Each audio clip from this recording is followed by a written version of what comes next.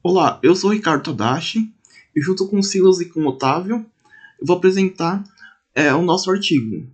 O título é ANR10, o uso de IPIs e EPCs na prevenção de acidentes em instalações elétricas. O tema é riscos e medidas de segurança em eletricidade ou proteção de equipamentos e máquinas. No nosso trabalho, os seguintes temas serão abordados: a importância da eletricidade na cidade, os riscos da eletricidade, principalmente o choque elétrico e o arco elétrico, a NR10 na segurança em eletricidade, uso de IPIs e EPCs, medidas de prevenção nas instalações. A sociedade moderna ela é inteiramente dependente da eletricidade. Sem ela, os serviços básicos como hospital, banco, escolas e principalmente a internet não seria possível. A eletricidade também traz alguns perigos, de forma que, se ela for feita de forma errada ou não seguindo as normas, ela pode causar arco elétrico, choques elétricos, incêndios e falhas em equipamentos.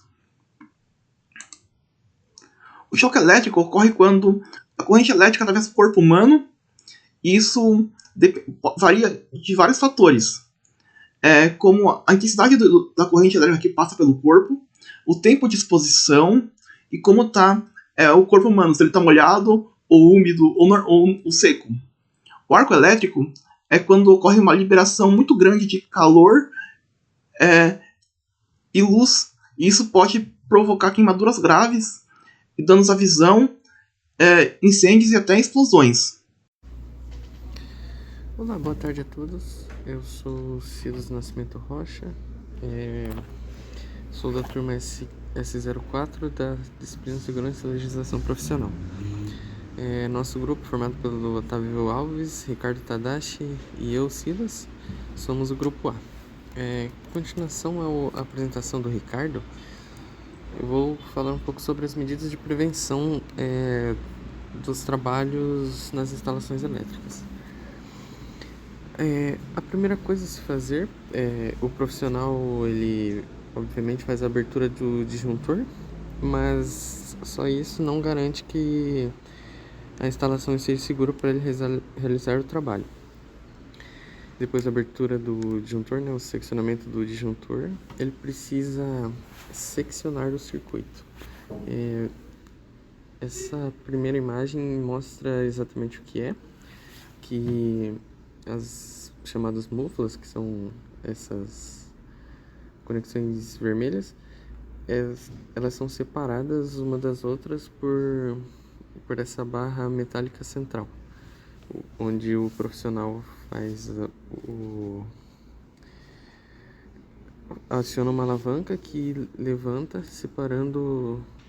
essas lâminas separando uma múfula da outra. Literalmente, como está escrito aqui, significa o ato de separar o circuito em si. Após esse feito, ele instala garras e cadeados mecânicos, que estão representados aqui na segunda imagem também, onde são literalmente cadeados e avisos para dizer que está travado, que não pode, para ninguém, por um acidente, por estar distraído, acabar religando o sistema com o profissional trabalhando lá dentro, né? Após isso também pode ser feito, né, dependendo se for alta tensão, se for já média tensão, também utiliza o aterramento temporário. Ele é um EPC, equipamento de proteção coletiva, né, que ele consiste em interligar as três fases, literalmente interligar elas, né, depois de já desligado o sistema, e uma outra ponta, que no caso é essa terceira que está separada ali na imagem, é interligada ao sistema de aterramento, ou seja, ele liga as três fases e joga no terra, né, deixando o sistema totalmente aterrado, ou seja, se por algum acaso for ligado errado, por um acidente, né, como comentado anteriormente, as fases vão diretamente para o terra, ou seja, é mais um nível de proteção para quem está trabalhando na instalação. Também temos as ferramentas utilizadas para detectar e e ter a certeza de que o sistema está livre de tensão. As mais comuns, mais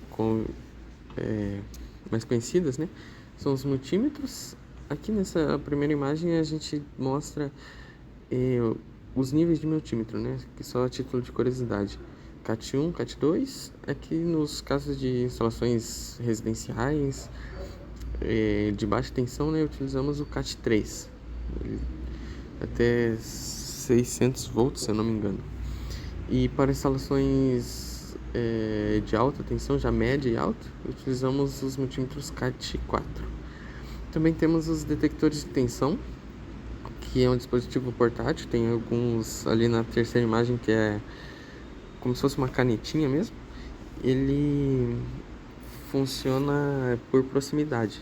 Então, se você aproximar perto de uma tomada, assim, só para testar, né, no caso, ele apita, ele avisa que tem tensão ali. Esse maiorzinho ali, que parece uma fonte, ele é um detector de tensão também, só que para cima de 1000 volts. Esse da imagem específica, se eu não me engano, é entre 1000 e 1 kV no caso, e 30 kV. Os dispositivos de proteção. Temos os famosos DRs, dispositivos de diferencial residual, que desliga o circuito em caso de fuga de corrente. Ele é bastante utilizado em sistemas que têm a presença de água, como cozinhas, pias, né, no caso de torneiras elétricas. Alguns casos em banheiros também. No geral, ele é utilizado em áreas úmidas, né, para evitar choque. Temos os famosos disjuntor termomagnético, que é contra sobrecargas de longa duração e curtos-circuitos imediatos. Os relés de proteção, que já são bem mais avançados, eles funcionam como se fosse literalmente o cérebro da instalação.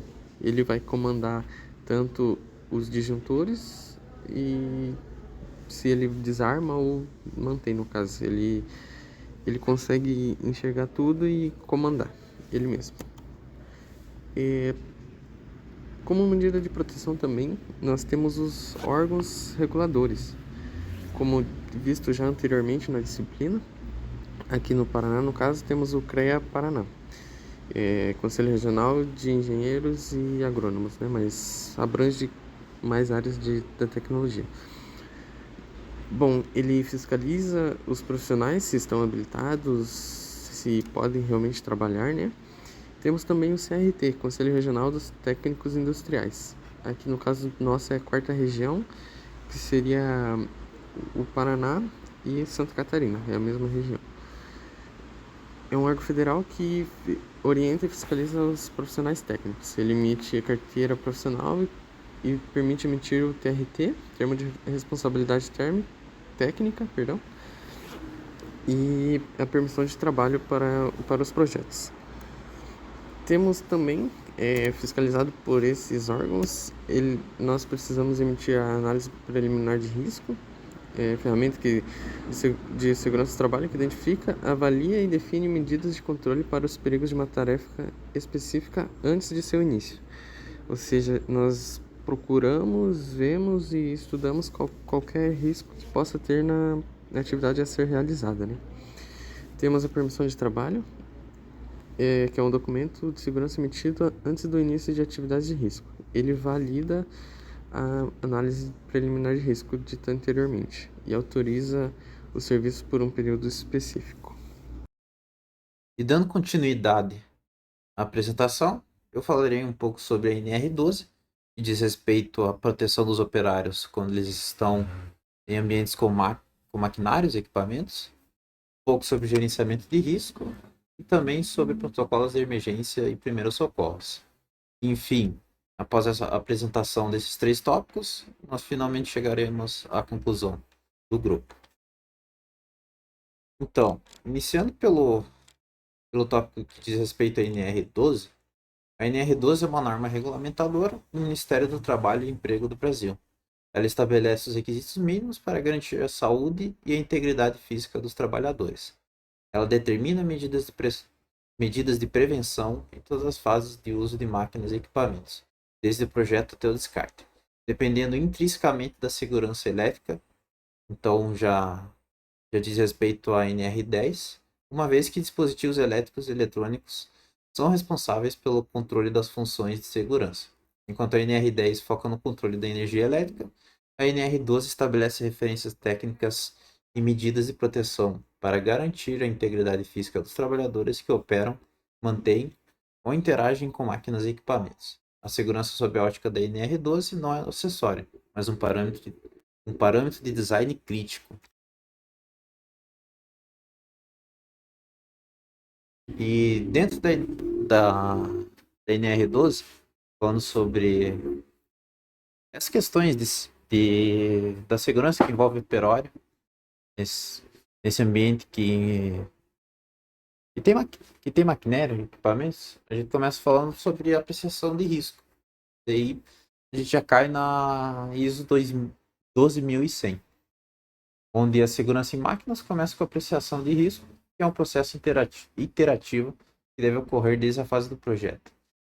Então, esse processo ele vai envolver a determinação dos limites da máquina, ou seja, espaço de trabalho e vida útil, a identificação de perigos, como esmagamento, corte, choque elétrico ou queimaduras, que foi apresentado anteriormente, e a estimativa de risco, utilizando métodos como o HRN, que é o Hazard Rating Number, que quantifica a probabilidade e a severidade de danos para priorizar ações, que é o que a gente vê no slide, que é o destaque da nossa apreciação de risco, que é o Hazard Rating Number. E prosseguindo, a gente cai também na sinalização de máquinas e equipamentos, que é algo extremamente importante, principalmente quando o trabalhador não tem 100% de conhecimento do que é o aparelho, principalmente quem vai fazer manutenção dele, ou quem está operando com, seja um painel, uma máquina, mas que precisa ter uma identificação de qual o risco que aquele equipamento pode oferecer. Então, os quadros elétricos de máquinas devem possuir sinalização de perigo, acesso restrito e o índice de proteção, que é o IP, onde os dois dígitos dizem respeito à resistência contra poeira e água, que são elementos que podem influenciar, principalmente na condutividade de um material, né? O que fornece riscos ao operário. Então, o nosso índice de proteção tem que ser adequado ao ambiente industrial para evitar contato com partes vivas.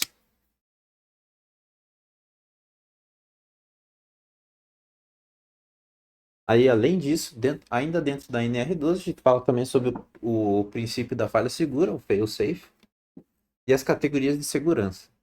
Então, um dos pilares da NR12 é que o sistema de comando deve ser projetado sobre o princípio da falha segura, onde a ocorrência de uma falha única no sistema não deve levar à perda da função de segurança. Para garantir isso, a norma brasileira NBR 14153 e as internacionais, também já cai na ISO 13849, define as categorias de segurança e o Performance Level, que é o PL. Aí, dando importância aqui, dando um certo destaque, a gente pegou as categorias 3 e 4, que dizem respeito à exigência de redundância, ou seja, os canais duplos, e monitoramento constante. Se um componente falhar, o outro garante que a máquina pare e o erro seja detectado imediatamente. Além disso, a gente tem o nosso SIL, Segurança Funcional, que é focado em sistemas eletrônicos complexos e softwares de segurança, ou Safety PLCs. Dando continuidade, nós também temos a exigência de dispositivos de intertravamento, onde essas proteções são divididas entre fixas, ou seja, mantidas em posição por parafuso, que exigem ferramentas para sua devida remoção, e as proteções móveis, que são portas ou grades que permitem acesso frequente, envolvendo também chaves de segurança e sistemas optoeletrônicos.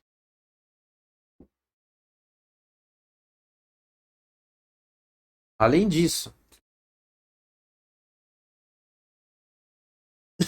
caso venha a ocorrer algum problema na máquina, a gente tem precisa ter um protocolo, tipo, como que vai ser realizado todas as ações após alguma falha ou defeito na máquina. Então, a gente tem esse isolamento das energias, seria o loto em máquinas. Assim como na NR10, a NR12 exige procedimentos rigorosos de lockout e tagout, que é o loto, para manutenção. Para manutenção. O isolamento em máquinas deve ser total, abrangendo não apenas a energia elétrica, mas também energias residuais como pneumática, hidráulica e mecânica. Aí, nesse caso da energia mecânica, ela pode ser tanto na forma de gravidade ou inércia, garantindo que o trabalhador atue em um cenário de energia zero. Então aqui nós temos as fases de se der algum problema no nosso maquinário, equipamento elétrico.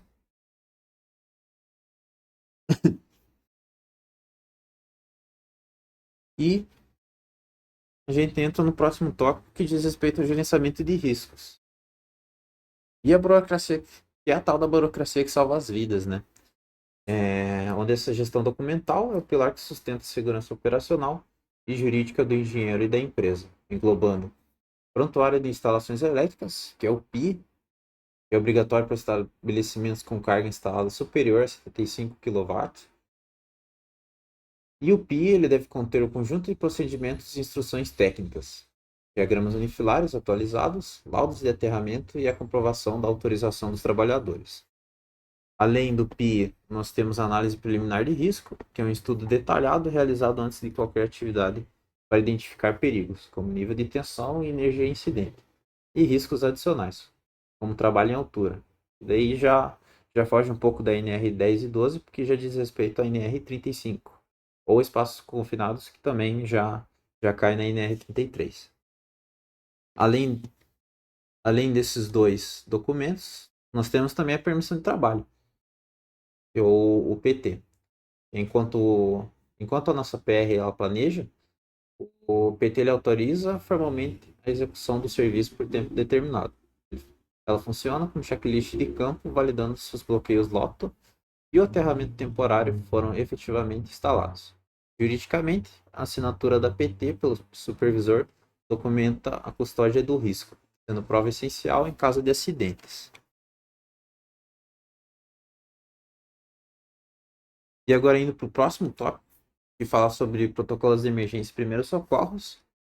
Em caso de acidentes elétricos, o tempo de resposta é crítico e a liderança do engenheiro na aplicação do protocolo PAS, que no caso é prevenir, alertar e socorrer, é fundamental.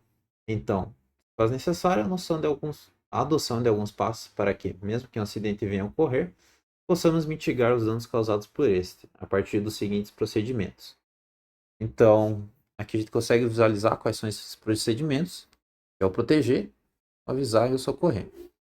Começando pelo proteger, a gente tem o isolamento da vítima, onde a primeira ação que a gente deve executar é a desenergização das fontes, ou seja, seria um desligamento de um disjuntor. E se o quarto não for possível, deve-se afastar a vítima usando materiais isolantes secos, como madeira ou borracha, cuidando para não se tornar um novo condutor. Além disso, a gente tem o avisar, e além de avisar, ele tá unido com o socorrer, porque a gente precisa fazer um diagnóstico e se necessário, um RCP na vítima. Então, se a vítima estiver inconsciente sem respirar, configura-se uma parada cardiorrespiratória, PCR. Deve-se acionar o socorro especializado, 192 ou 193, e iniciar imediatamente a reanimação cardiopulmonar, o RCP. A técnica exige 100 a 120 compressões por minuto no centro do tórax, com profundidade de aproximadamente 5 centímetros e mantendo uma proporção de 30 compressões para 2 ventilações. E dentro do subtópico de socorrer, a gente tem a posição lateral de segurança, que é o PLS, e para caso a vítima respire, mas permaneça consciente, que já seria diferente do RCP, devemos colocá-la na PLS, que seria a posição lateral de segurança, para evitar asfixia por queda da língua ou até mesmo vômito. Além disso, nós temos, por caso de queimaduras elétricas, já que devido ao efeito Joule, a queimadura elétrica frequentemente comparado a um iceberg, já que o dano interno nos tecidos e nos órgãos pode ser devastador, mesmo que a ferida externa pareça pequena. Nunca se deve aplicar substâncias ou remover roupas grudadas na pele da vítima. Então, esse é um pouco do que a gente deve fazer, né? Se não deu para prevenir um acidente, apesar de todos os procedimentos anteriores, tanto de documentação quanto de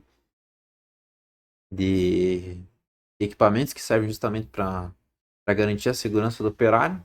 Então, a gente precisa entrar em ação com alguns procedimentos para garantir a saúde da vítima. Nosso grupo concluiu que a segurança em eletricidade e máquinas não é apenas uma conformidade normativa, mas uma cultura de engenharia integrada que une projeto adequado, que depende tanto da NBR 5410 quanto a ISO 2006 e a operação balizada por protocolos, no caso seriam a NR10 e NR12, e uma gestão documental rastreável, o PIA e o PGR. O erro humano deve ser mitigado por barreiras de engenharia passiva e automação de segurança, garantindo que a falha de um componente não resulte em uma fatalidade.